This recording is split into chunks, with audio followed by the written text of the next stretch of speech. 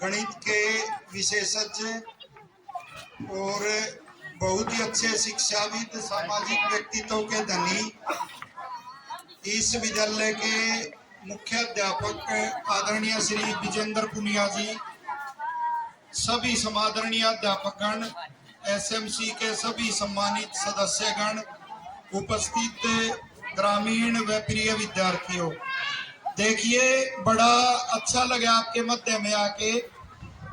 ये अवसर ऐसे होते हैं, चिंतन कीजिए कितना पवित्र अवसर है जब जात पात को बुलाकर, मत पंथ को बुलाकर, अमीर गरीब के भेदभाव को बुलाकर और बुराई को भी बुलाकर सभी एक मत से बच्चों के विकास के लिए सोचते हैं, देश के विकास के लिए सोचते हैं। और यहाँ सबसे अच्छी बात जो मैंने देखी, जो जवान बच्चे खड़े हुए थे, हम घूमते रहते हैं, बड़ा ऐसा अच्छा गांव नहीं देखा हमने। जितने भी जवान बच्चे खड़े हुए मैं देख रहा था कि कोई भी सांस्कृतिक प्रोग्राम कार्यक्रम यहाँ हुआ, एक भी बच्चे के मुख पे कोई कुचेष्टा नहीं थी, कोई चंचलता नहीं थी। तो ये सब आप जितने माता पिता बैठे हैं, इनके ये धन्यवाद के पात्र हैं। जिस समय और ये चरित्र की पहचान होती है, ये तिरंगा वैसे सुरक्षित नहीं रहेगा। बच्चों से क्वेश्चन है, मेरा निवेदन है कि बड़े नहीं बताएंगे बिल्कुल भी। एक व्यक्ति इस देश में हुआ, एक व्यक्ति था जिसको महामती कहा गया। कौन थे? कौन बच्चा बताएगा? एक ही हैंड रेज करेगा भाई जिसको आता है। उस व्यक्तित्व को महामती कहा गया कि सबसे बुद्धिमान, महान बुद्धि वाला। किसको कहा गया? हमारे तो पैसे बचते जाएंगे, हम तो खुश हो जाएंगे उत्तर नहीं दोगे तो। महामती का भी नहीं पता। उनका दूसरा नाम एक था कौटिल्य। उनकी नीतियां बड़ी कुटिल होती थी, जिसमें शत्रु उलझ जाता था। अब तो हिंट भी दे दिया मैंने। देखो बहन जी, आपको नहीं बोलना है। चाणक्य, क्लैपिंग करेंगे एक बार। आपने बोला तो नहीं जी। क्या नाम है उस गुड़िया का? नाम लिख लेंगे, चाणक्य। चाणक्य से किसी ने पूछा स्वराज्यस्य मूलम किम, कि ये जो स्वराज्य मिल जाए, किसी को अपना राज्य मिल जाए, आजादी मिल जाए, तो उसकी जड़ क्या है, कब मजबूत रहेगा? तो चाणक्य ने, उस महामती ने बगैर सोचे उत्तर दिया, स्वराज्यस्य मूलम चारित्र्यम, के चरित्र स्वराज्य का मूल है। कि जिस देश के युवाओं का चरित्र दृढ़ रहेगा तो समझ लो उसका स्वराज्य दृढ़ रहेगा। लेकिन चरित्र कितना गिर गया। कोई नेता आता तो भाई तुम्हारे को पैसे दे जाता, हम तो विचार ही दे सकते हैं। इस देश का चरित्र कितना गिर गया। लीड लगा के रेस करते हैं, इससे गिरावट क्या होगी? डीजे बजा के दंड लगाते हैं और उसका परिणाम देख लो। हम भी देखते हैं कि प्रेयर में 5 मिनट बच्चे आपके खड़े नहीं रह सकते, चक्कर खा के गिर जाते हैं। और शरीर स्वस्थ है तो वो बुद्धि भी स्वस्थ रहेगी। शरीर भी यहाँ के स्वस्थ है, बुद्धि भी स्वस्थ थी। तो यहाँ हमने वो गुण दिखाई दिया कि कैसे जवान बच्चों का चरित्र बढ़िया है। जिस समय प्रिय विद्यार्थियों, राम ने रावण का वध किया तो रावण की पत्नी को बड़ी हैरानी हुई कि इतना विद्वान और इतना बलवान, उसका वध कैसे हो गया। रावण की पत्नी ने कहा कि उस वीर से जरूर मिलूंगी जाके, कि उन दोनों भाइयों के जरूर दर्शन करूंगी। और वो युद्ध भूमि में आई। रावण की पत्नी का क्या नाम था? एक जगह तो शास्त्री जी बैठे, हम तो आर्य समाज में है भाई, हंसी में भी झूठ नहीं बोलते। हमने पूछा रावण की पत्नी का नाम क्या था? एक बोला सीता। तो देखो देश का क्या हो गया। मैं वैसे भी मरवाओगा हमने भी अपने साथ। तो बताओ बेटे, रावण, और वो टीवी देखते रहते हैं, कितनों ने पता है रावण की पत्नी का क्या नाम था? कौन? आप बताओ। मंदोदरी। शाबाश, क्लैपिंग करें। जब अपने बच्चे संस्कृति भूल गए तो सब भूल जाएंगे। तो मंदोदरी जिस समय गई, अब एक उस गुड़िया ने दिया है, एक इसने उत्तर दिया। जो ज्यादा उत्तर देगा हमने तो उसका कहा उसको इनाम देंगे। वो 2 दे गई, ये 2 दे गई, फिर वो देखते हैं। और ये विजेंद्र पुनिया जी हमारे सेठ भी बहुत बड़े हैं। लेते रहा करो इनसे ही नाम, शिक्षाविद नहीं, साथ में बड़े जमींदार भी हैं। तो मंदोदरी ने उन दोनों भाइयों से बात की। दोनों भाई हंसी में बात कर रहे थे। मंदोदरी जब गई तो एकदम से दोनों ने नीचे गर्दन कर ली और हाथ जोड़ के खड़े रहे और वो बात करती रही। जिस समय मंदोदरी वापस जाने लगी तो मंदोदरी ने कहा, धन्य राम तो वे माता, धन्य राम तो वो पिता, धन्य राम तो वे वंश है, परदारान्य पश्यति। कि राम तेरी माँ धन्य है, तेरा पिता धन्य है, तेरा वंश धन्य है, तेरा देश धन्य है कि पराई स्त्री को आंख उठाकर भी नहीं देखता। और तेरे चरित्र ने मेरा पति मार दिया, क्योंकि उसका चरित्र खराब था। तो ये इस देश का चरित्र था, लेकिन वो गिरता गिरता देखो कहाँ आ गया। अनेक जगह हम जाते थे, जैसे ये जवान बच्चों का एक बच्चा बोल के गया, बड़ा अच्छा लगा हमने। वो सारे ही परफॉर्मेंस आपके इतने बढ़िया, वो टीचर्स धन्यवाद के पात्र हैं। आपके गांव का सौभाग्य है कि ऐसे मुख्य अध्यापक आपके गांव में आए। जो जैसा होगा उसको वैसा ही मिल जाएगा। गांव में कहावत है ना, चोर को चोर मिल जाता है, अच्छे को अच्छा मिल जाएगा। बीड़ी वाला बीड़ी को, शराब वाला शराबी को ढूंढ लेगा, ताश वाला ताश वाले को। तो ये परमात्मा की कृपा, ऐसा मुख्य अध्यापक आपके पास आए। और सारे के सारे अध्यापक एक बहन जी वहां एक छोटे से बच्चे को, सरदार के बच्चे को लेकर के, ये मेरा प्रिय विद्यार्थी है। अरे इससे बढ़िया और क्या वो होगा। एक ध्यान रखना, आजकल इतना विनाश चल रहा है कि नकली गुरुओं की तो पूजा और असली गुरुओं की पूजा नहीं होती। इनके तो पीछे लगे रहते हो तुम डंडा लेके कि कब इसकी शिकायत और इसने देखूंगा, इसने भगाऊंगा। छोटे छोटे बच्चों में भी बेटे ये है कि झूठी शिकायत लानी है बचने के लिए हैं। गांव वाले भी सुनो ध्यान से, लालना यदि ये अपना लिया तो बच्चे बिगड़ ही नहीं सकते। लालना सरियणो दोषास ताड़ना सरियणो गुणात। के जो माता पिता और अध्यापक अपने बच्चों की ताड़ना करेंगे, समझ लो वो अपने बच्चे को अमृत दे रहे हैं। और जो बच्चे की अपने लालना करेंगे, लाड प्यार करेंगे, समझ लो वो उसको जहर दे रहे हैं। ये व्याकरण महाभाष्य का वो कह रहा। अंग्रेज कहते थे spare the rod and spoil the child, के डंडा छोड़ दो और बच्चे को बिगाड़ दो। इसलिए यहाँ इतने बच्चे और वो पढ़ के अफसर और वो बनते थे। लेकिन जब उन्होंने देखा वर्ल्ड बैंक और वो पैसा देने लगे इन स्कूलों को, तो उन्होंने अपने नियम चलाए, भाई बच्चे को हाथ न लगा दिए। वो बिगड़ गए सारे के सारे, कौन पढ़ेगा। तो अध्यापक भी ध्यान रखे, ऐसा दंड ना दे जिससे बच्चे का अंग भंग हो जाए। लेकिन और बच्चों तुम्हारे लिए क्या कहा, तुम्हारे को हैरानी होगी कि बच्चे भी उस अध्यापक से प्रसन्न रहे जो क्या करता है, ताड़ना करता है, और बच्चे उस अध्यापक से अप्रसन्न रहे जो लाड़ना करता है। गजब है। और कभी भी मनोविज्ञान देखना, बच्चे स्कूल से निकलेंगे बाहर उसी अध्यापक की प्रशंसा करेंगे जो सख्त है। वहां तो खुश रहेंगे स्कूल में तो, लेकिन बाहर जाकर उसको गाली देंगे। जो ऐसे ही ढिल्ला डाला छोड़ता है, ध्यान नहीं देता, और जो सख्त अध्यापक होता है, बच्चे हमेशा उसकी प्रशंसा करेंगे। ये मनोविज्ञान का और उसका सिद्धांत है।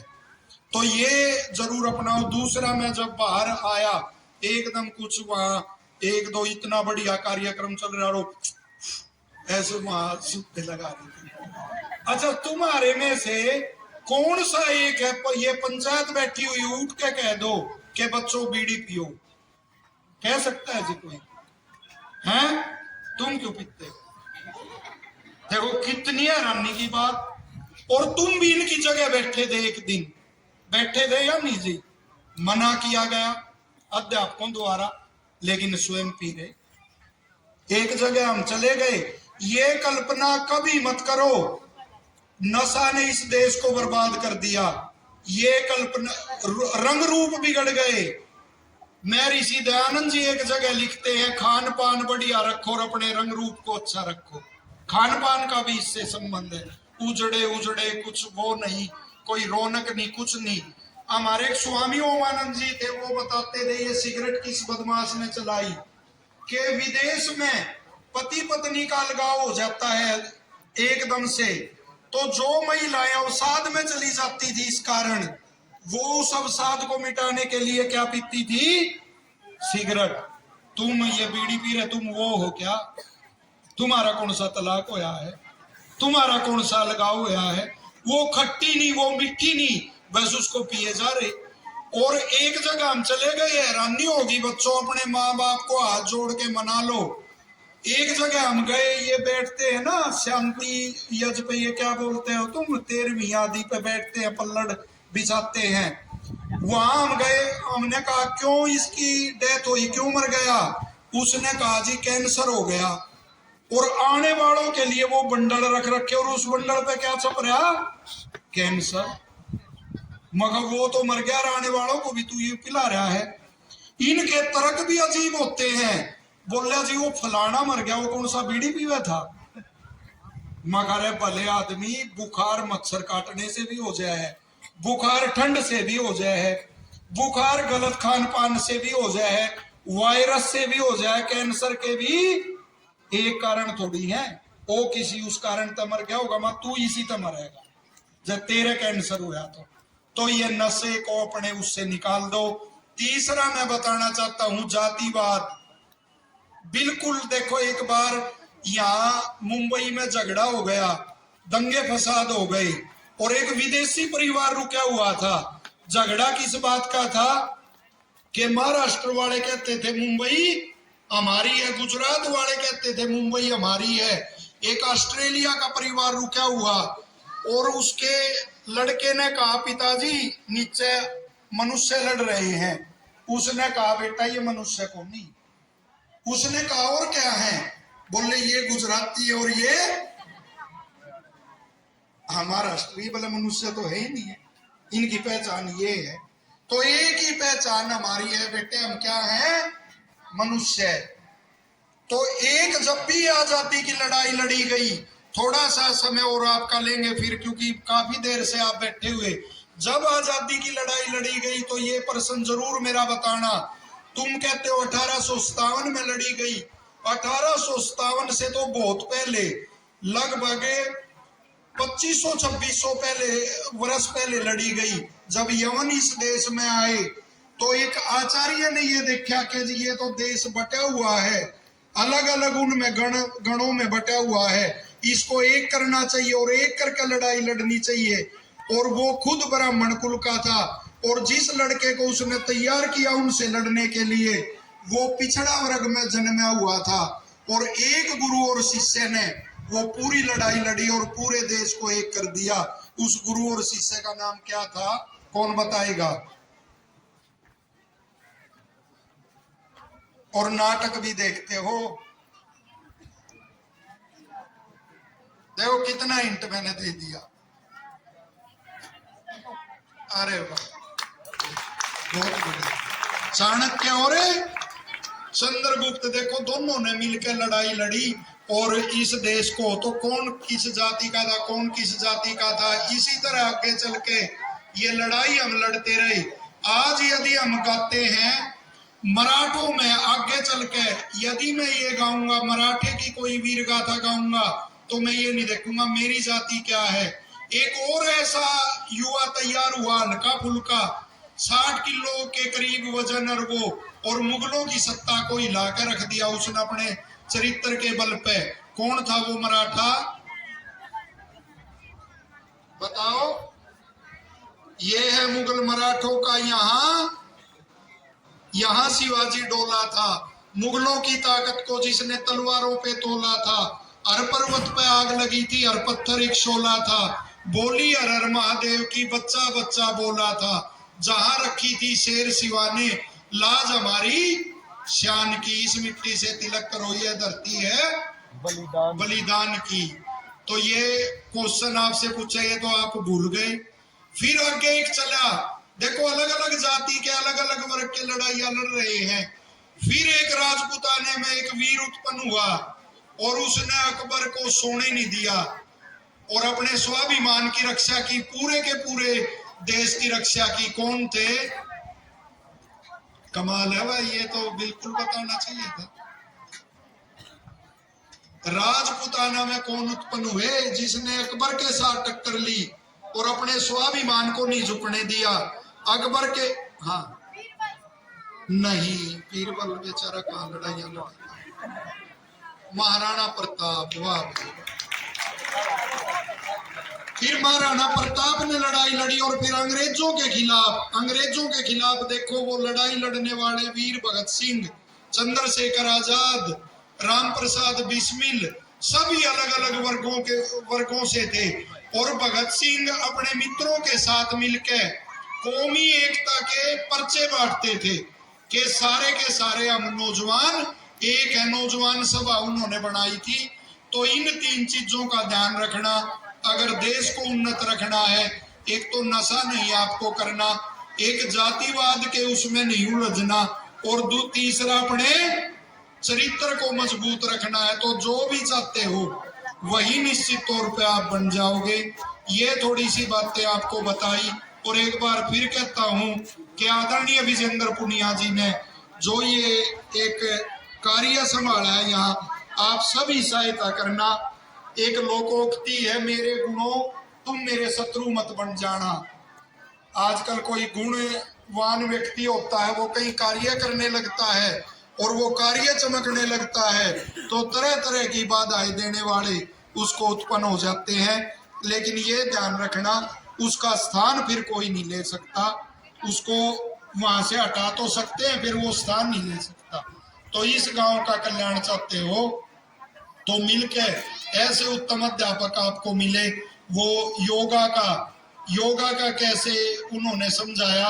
और जो बच्चा हम जगह जगह घोषणा करते हैं, ये पंचायत बैठी हुई, जो बच्चा सुबह उठ के अपनी माता के चरण छुएगा, आके गुरुजनों के चरण छुएगा, तो निश्चित तौर पर वो बिगड़ ही नहीं सकता। हम 1 लाख की घोषणा करा करें, 1 लाख इनाम देंगे भाई, जो बच्चा अपनी माँ के चरण छूता और बिगड़ा हुआ हो। लेकिन आज बुद्धि इस देश की देखो कितनी उल्टी हो गई। आज माँ के चरण छू के देखना शर्म आएगी,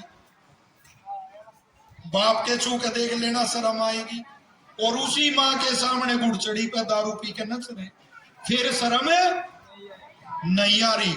ये उल्टी बुद्धि का नतीजा है। और गुरुजनों के आके चरण छूना, लड़कियां हैं तो विनम्रता से नमस्ते करना। उसी चाणक्य ने कहा था, एक अक्षर प्रदातारम यो गुरु ना विविंदते श्वान योनि सतम भुक्त्वा चांडालेषु पी जायते। कि जो एक अक्षर देने वाले गुरु का भी सम्मान नहीं करता, वह 100 कुत्ते की योनि भोग के भी चंडाल पैदा होता है। गुरु वो नकली गुरुओं की पूजा कर रहे, 2 बत्तियां ला रहे, और जो ये अक्षर जान दे रहे, पेंसिल पकड़ के तुम्हारे बच्चों को सिखा रहे, आता नहीं कुछ आते हैं, पेंसिल पकड़ के हम भी सोचते हैं हमारे को किसने सिखाया होगा, ए बनाना, के बनाना, जोड़ना। तो वो देवता है, उन्हीं को देवता कहते हैं जो विद्या का दान देता है, और विद्या का दान ही सबसे बड़ा दान है। तो ये स्कूल खूब फूले फले, इसका नाम दूर दूर तक रोशन हो, ऐसी मैं परमात्मा से प्रार्थना करना चाहता हूँ और कर रहा हूँ। और आपके बच्चे खेल में और शिक्षा में नित्य प्रति उन्नति करें, और आपसे, आपके गांव से नशा आदि जड़ से समाप्त हो जाए, जातिवाद का जो जहर है वो मिटे, और ये गांव सबके लिए एक आदर्श गांव बने। धन्यवाद।